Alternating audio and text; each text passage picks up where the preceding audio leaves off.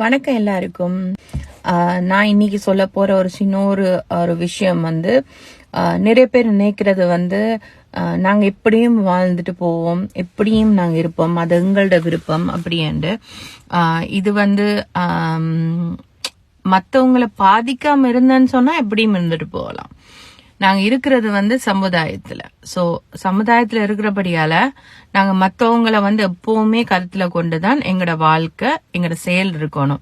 ஏனண்டா நாங்க ஒரு சின்ன செயல் கூட மத்தவங்களை பாதிக்காத மாதிரிதான் இருக்கணும் எப்பவுமே. ஏண்டா அது அந்த அந்த சின்ன செயல், நாங்க செய்யற சின்ன செயல் அவங்களோட மனதுல ஆழமா ஊடுருவி காயங்களை ஏற்படுத்தும். இப்ப நிறைய பேர் நினைக்கிறது ஐ டோன்ட் கேர், நான் ஏன் மத்தவங்களை பத்தி நினைக்கணும், ரைட்?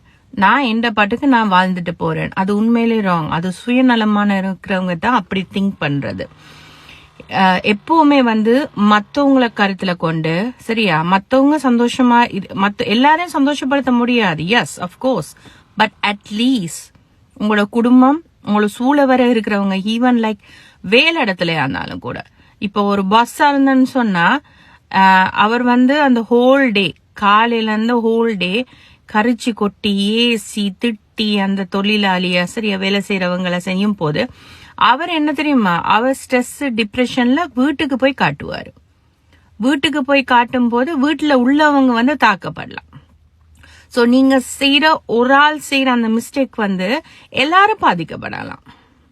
சோ அதனால யாரா இருந்தாலும் நாங்க முடிஞ்ச அளவு எல்லாரோடைய அன்பா இருக்க பாக்கணும்.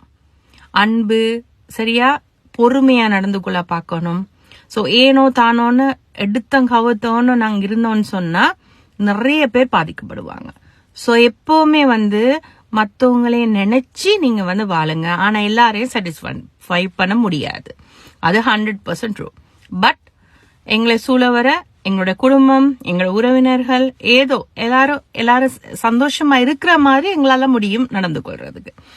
சோ இது என்னுடைய சின்னொரு ஒரு கைண்ட் ரெக்வெஸ்ட்னு நினைங்க, சரியா? அட்வைஸ் இல்ல. தேங்க்ஸ். குடும்பத்தோட சந்தோஷமா இருங்க. Have a good day. Bye.